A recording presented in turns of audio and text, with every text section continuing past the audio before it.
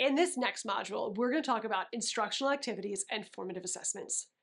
So those instructional activities, we're really just talking about the things that you're doing in a classroom with kids that allow you to chunk your lesson and provide students multiple opportunities to learn the material. When we say formative assessments, that should sound like something we've already talked about. We talked about summative assessments. Remember, those summative assessments that happen in the end, we said were those assessments of learning.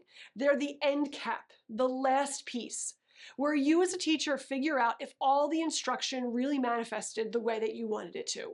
Our instructional activities are designed to engage our learners. We want to make sure that we're providing them with things that allow them to come in with the previous understandings that they have, build on that, and grow and progress towards where we need them to be. These activities can take a lot of different formats. Simply, you as a teacher can provide some teacher-directed learning where maybe you're giving a lecture, students are taking interactive notes, and you're giving an overview of the topic at hand. You also are going to look at ways to make learning student-centered. What things can you hand your students that allow them to either independently or collaboratively grapple with materials, make sense, and come to an understanding? This could be group work. This could be, individual students picking a topic and then researching that topic. The other way you can do this is through hands-on learning. Hands-on learning is a great way for your students to get up, to move around, to interact with each other, and showcase what they've learned to you as the teacher. If you're in any kind of technical course, whether it's a CTE course, this is a great place for your students to, show that they understand how to change the oil in the car. They know how to make that recipe. They're able to take a patient's blood pressure. Things that are above and beyond the student's typical sit and get mentality. The two things we want to close this module out with is number one, the way that you scaffold instruction.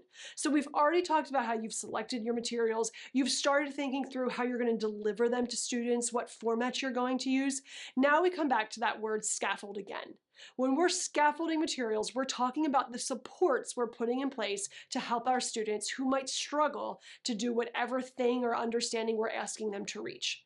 So as you're planning this process out, when your instructional activities are going on your paper and you're writing them out, think about all of those kids in your room again. What additional supports might they need to be successful on that activity?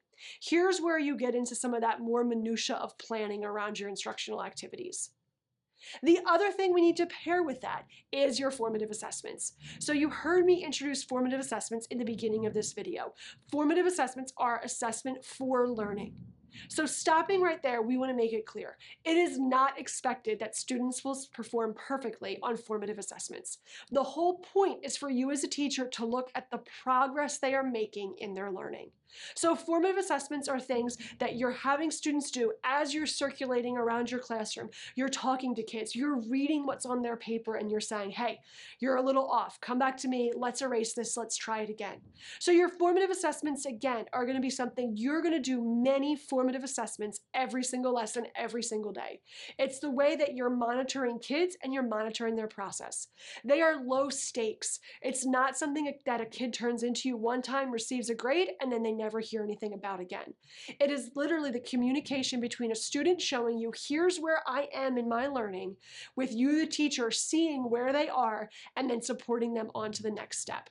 So as you're going through that planning process, be planning formative assessments that are going to give you the data and the information you need to monitor your student success.